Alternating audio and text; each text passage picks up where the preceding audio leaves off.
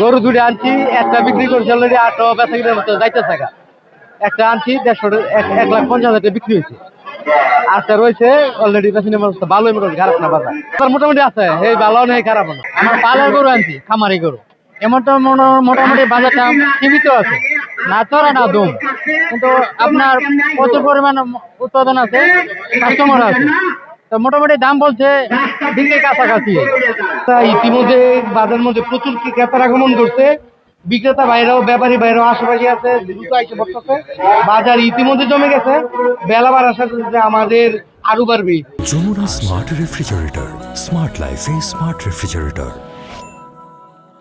আমাদের 3টা police control room আছে, জাল টাকা চেকের জন্য 3টা স্পট নির্ধারণ করা হয়েছে, এবং বিভিন্ন ব্যাংক কর্তৃক জাল টাকা শনাক্তকরণের জন্য আরো 5টি স্পট আছে। টোটাল 8টি স্পট। সার্বিক নিরাপত্তার চাদরেই আমরা বাজারটা আজকে পরিচালনা করবো। আলহামদুলিল্লাহ, আজকে অনেক ভালো গরু উঠছে, অন্যান্য দিন থেকে শনিবার থেকে আজকে ভালো উঠছে। তবে দাম মনে হয় ছাগলের দামটা বোধহয় কম, গরু অনেক বেশি উঠছে, দাম মোটামুটি, বেশিও না কমও না। তো আলহামদুলিল্লাহ বাজার ঠিকঠাকই আছে।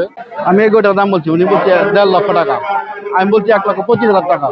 গরুর বাজার খুব একটা বেশি না, দামের দিক দিয়া গরুর বাজার খুব বেশি না, মোটামুটি ঘোরাঘুরি করতেছি, দেখতেছি, কয়েকটা পছন্দ হয়েছে, ইনশাল্লাহ কিছুক্ষণের ভিতরে কিনে নিবো ইনশাল্লাহ। হাটে আসার পথে, হাটে ঢুকার পথে দেখলাম অনেক জিনিসপত্র দেখলাম, ছাগল টাগল নিতে আছে মানুষের, মোটামুটি ভালোই দাম। কুরবানির জন্য যেটা দাম আর কমে, যার জিনিস যেটা পছন্দ এটাই কুরবানি।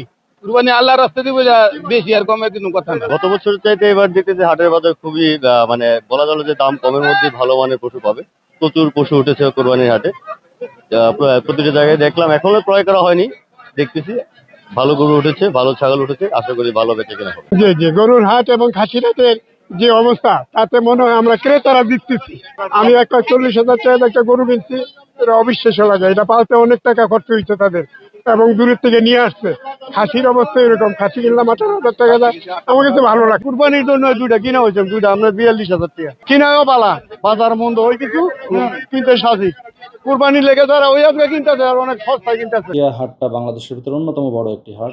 সেই হাটে আমরা ড্রোনের ব্যবস্থা করেছি আমাদের কন্ট্রোল রুম থেকে। সেটা আমরা পুরো হাটটা আমরা এরিয়াল ভিউ দিয়ে আমরা সেটাকে মনিটরিং করার চেষ্টা করছি, এবং যেখানে আমাদের সন্দেহভাজন কোনো কিছু মনে হচ্ছে দ্রুত আমরা সেখানে যাচ্ছি, তাদের পশু বিক্রেতাদের সাথে কথা বলছি, ক্রেতাদের সাথে কথা বলছি, এবং কমিটি যারা আছে তাদের সাথেও আমরা কথা বলতে পারছি। ড্রোনের মাধ্যমে আমাদের কাজটা অনেকটা সহজ হয়ে গেছে।